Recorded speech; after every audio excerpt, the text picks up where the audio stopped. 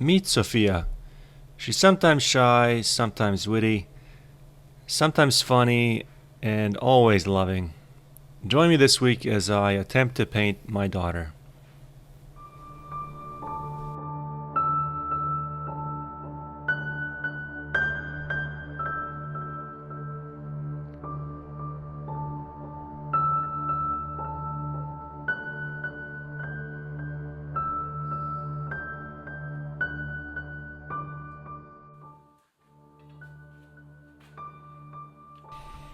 Welcome back for another video lesson. I'm glad you can join me again. Today's painting is a portrait. As promised last week, I devoted this week's lesson to not only painting my daughter Sophia, which kind of is a likeness of her, kind of not. I'll get to more of that later on in the video. But what I really wanted to explore in this session is something we don't talk enough about in painting, and that's negative space. It's easy to focus all our energy on the subject of whatever it is that we're painting.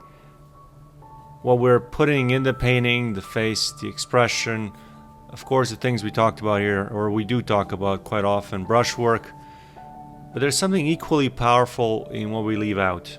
The quiet area, the breathing room, there's a sense of the divine that's left, that's evoked through things you leave out. Negative space isn't just background, it's part of the composition. It defines, or it helps, I should say, define form, creates certain rhythm, and establishes a balance. Sometimes the shapes around the figure can say as much as the figure itself.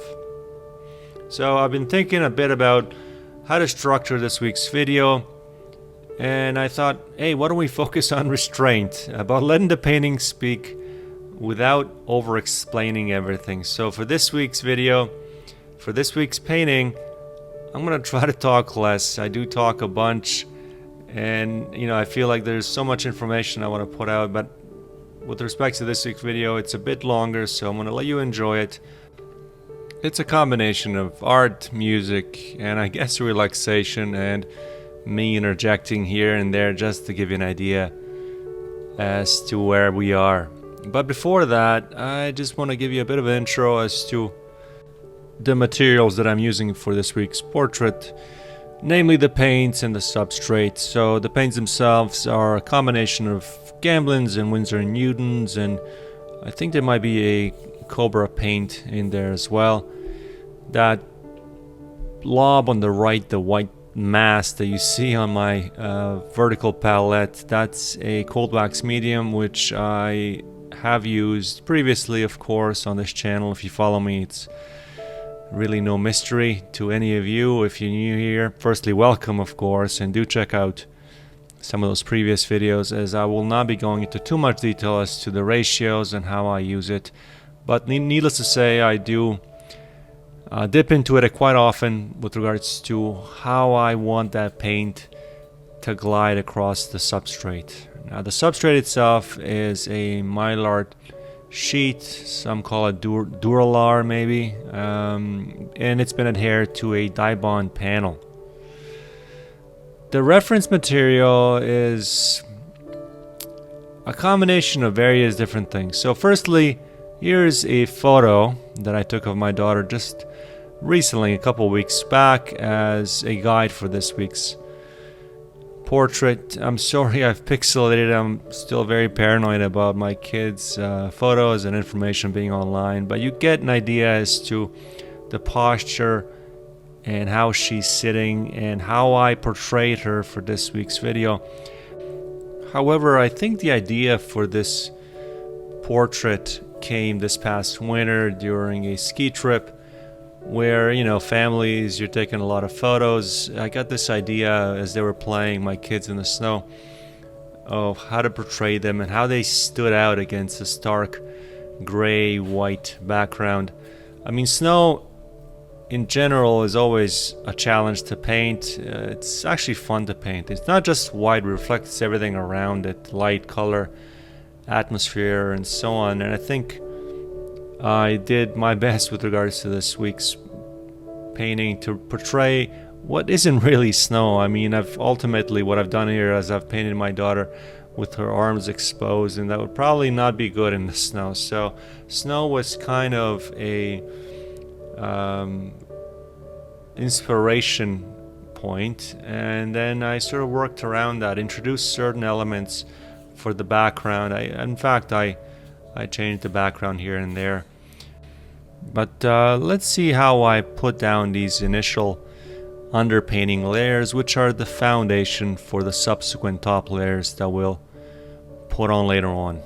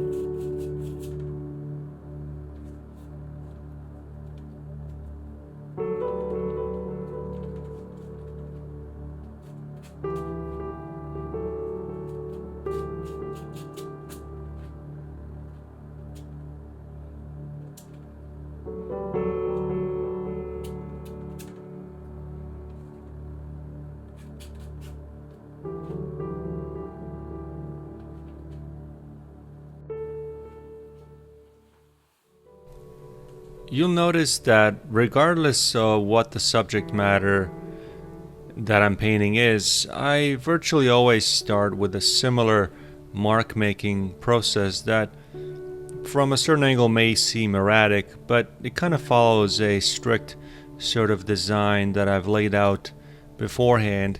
For this particular portrait, as I said, I want most of the positive information to be towards the top, i.e., of course, her face, head, her hair, which was, if you recall, stylized. I mean, her hair is in real life blonde, but I've wanted to make it this darker color, as well as the structures behind her, the trees, and what ultimately ended up being, I guess, houses to her left there. But the initial part of the painting, as I said, starts out with mark making, interesting mark making with different colors, not too many of them, however. So for this one, I've got a baseline of, I think it was yellow ochre, white, and raw umber, which is the base color, and then on top I'm coming in with sap greens and a bit of phthalo blue for the background. But now I'm coming in and trying to render or get to accuracy her face, which I've kind of pre-drawn. Now, this isn't a large painting. This only measures, I don't know exactly, it's not in front of me here right now, but it measures about, I would say, 18 inches by 14 inches. So her face isn't all that large. And when you're working in impasto, which I did for this particular painting, it's really difficult to attain 100% likeness. I think I was quite successful with getting pretty close to how she really looks in her face, but because I chose to stylize her hair and make it different than in real life, ultimately ended up being that she said, well, Daddy, that doesn't really look like me all that much. I kind of agree, but as I said, I'm using her reference photo as a jumping off point and more focusing on the design and how the overall feel of the painting translates. So again, the main concept for this week, as I said, is the negative space. We'll talk about that in a moment, but you now see me apply these, what I call notes of color, using the squeegee brush, which a lot of you are very familiar with at this point. I've mentioned it a bunch. I enjoy it. I think the main advantage of using these tools that I do use is the crispness of the mark that you make, which kind of avoids this, one of the largest or biggest drawbacks of oil paints, and that's, mud. I mean, oil paints have a tendency to gum up and they're hard to wash off your brushes, and unless you're really patient, washing, cleaning constantly, brushes have a tendency to make things muddy, and particularly if you're working with thick paint like I do. So here I'm applying top coats for her face. I'm paying close attention to color values, and of course the drawing. Drawing is very important for this particular piece, more so than others, because of course I'm trying to get as many brownie points as possible from my daughter. So each brushstroke matters, but only if it serves the bigger picture, the mood, the balance, the energy of the whole painting. So always step back. Even when working up close like this is one of those things that I've always done with regards to best practices. After, I don't want to say after every stroke, but certainly after a few strokes, step back and analyze the whole painting to see if it's all coming together nicely. What I also do quite often is look at my painting in a mirror, or even turn it upside down to see if everything resonates together. That doesn't mean that it will by the end. There's always a process of deduction, and I'll talk a bit about that later on, but it's just something that you need to sort of be incorporating in your daily practices when working on these sections of your painting where there's attention required. Be mindful of your color values, but not at the expense of the whole painting.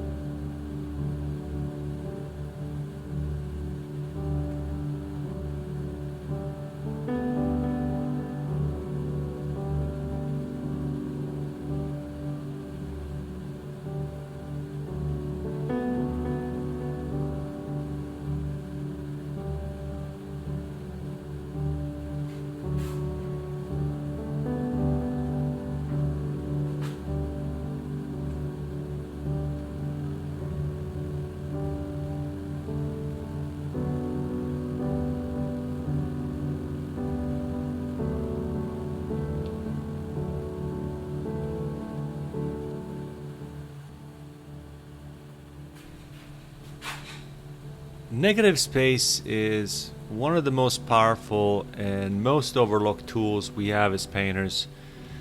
It's very easy to fall in love with the subject, whatever it is, the figure in my case.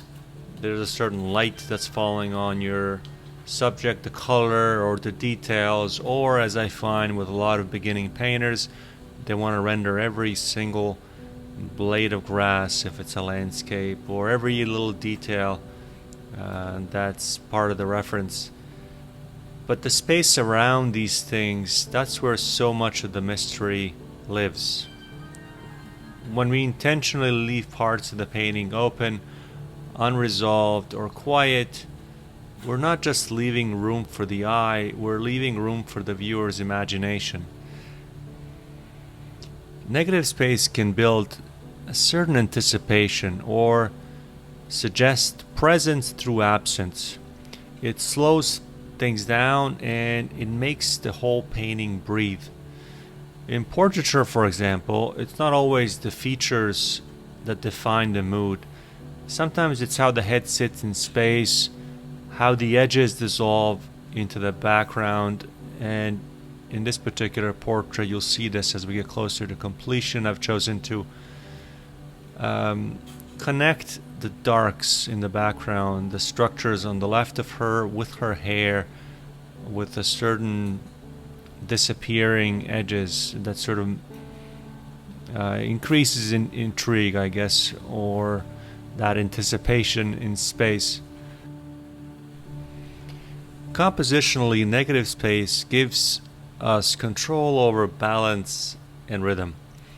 So it's like, I guess, music. You need the silences to feel the notes. So comparatively, a painting without rest can become quite noisy. So with your own work, try to resist the urge to fill every inch. So let the unknown linger. Let the viewer wander through your work. That quiet space might just be the most emotionally charged part of your painting. So what I've done with regards to my work here, firstly, is I've put a lot of energy and attention to the face of the sitter, my daughter here, because that's the most important part, and it acts sort of like an anchor for the whole painting. And this is another thing that I want to convey and communicate. Whenever you have that one reason, I've talked about this previously, whenever you have the main reason you're painting something, like a portrait of someone you know, or a landscape that you are intrigued over for whatever reason, maybe it's the design, maybe it's a certain color, always put those things down initially right from the beginning, as they are the most important part, and then everything else needs to flow off of that. So this is what I've done with this piece. I've laid down the foundation, laid down a certain design structure, and then went to work with her face. Now, it isn't completed at this stage. It may seem that I've still pushed and pulled things as I finished, but now that I'm coming in and applying these negative strokes with this palette knife, I'm gauging everything against her face. Of course, the coolness and warmness. This part of the painting is entirely intuitive, as is most of the background, if not all of it. Her face, as I said, is an anchor, and I want her to sort of encapsulate, to live within this white sort of environment. I am painting intuitively a make-believe dress, and her form is also somewhat intuitive. I do have a photo reference of her arms, but for the most part, this part is all from experience, really. I was going to say imagination, but yeah, it's just years of doing these sorts of things. You tend to build these habits. One last thing I want to say with regards to negative space and intuition and intrigue and mystery is sometimes in your own work, and I may even explore this concept next week, it's sometimes better to leave things totally incomplete, to add more drama, to add more mystery, than to complete everything. A few years back, it's actually probably been more than 10 years now, I exhibited at a gallery in Cincinnati. This was through Oil Painters of America, and interestingly enough, while there I had some free time. I visited a museum in Cincinnati. I don't recall which one it was, but while I was there, I was introduced to the work of one Frank Duveneck. I'm not sure if you're familiar with his work. If not, I highly encourage you check out his work. A lot of his pieces are figurative portraiture, and a lot of them were incompleted or undone. You see the whole process through one painting, all the layers he put down, and it was just so beautiful to see. Let's see how I apply these notes of color, filling in this negative space with various tools of mine that I use quite often.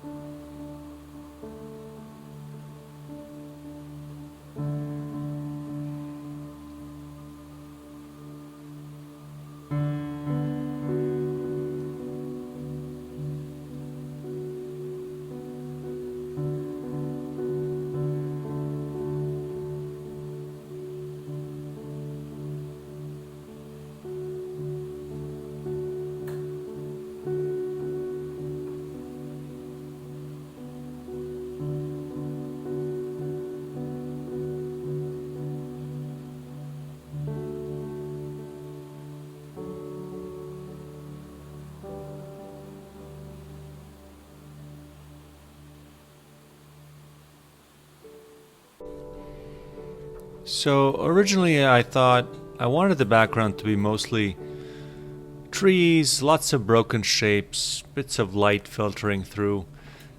But now that the main part of the painting has been applied, it's starting to feel a bit too scattered, the overall design.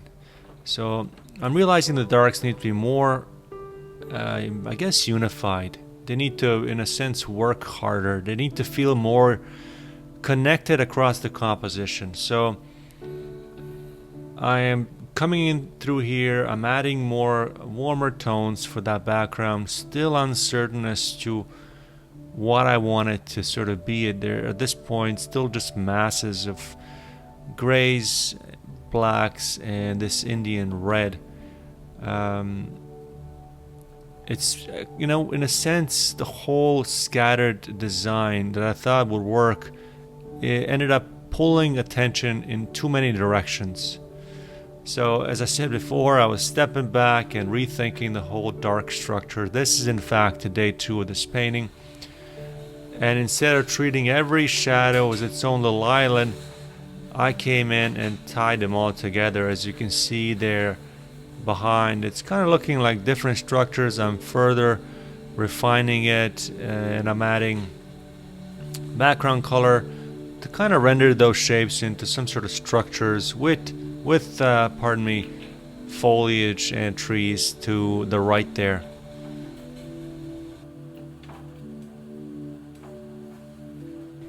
It's amazing how much more grounded a painting feels when the darks, in a sense, speak the same visual language. They're connected and not scattered. Once they're working, I can come back in with certain accents and variations, but only after the structure feels solid.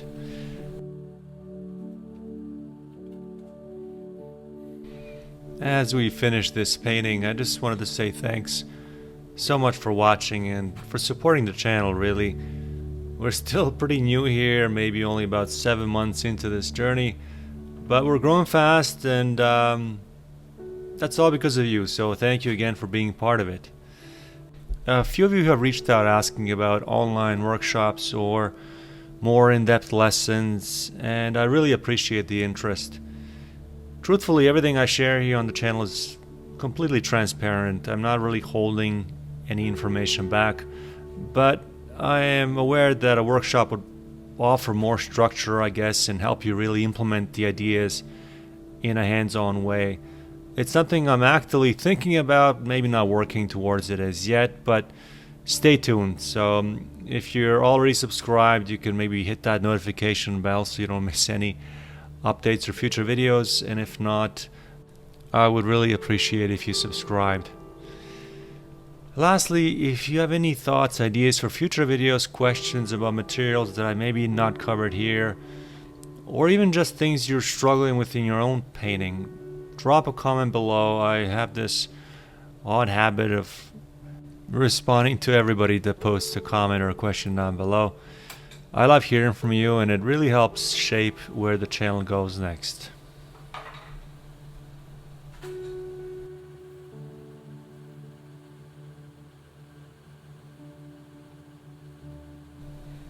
As I scratch in my signature or my initials inconspicuously in this painting, only you and I will know that my secret, that the signature is there. Let's see, by panning and getting close up to this painting, what these marks look like. Thank you again for watching, and I will see you next week. Happy painting.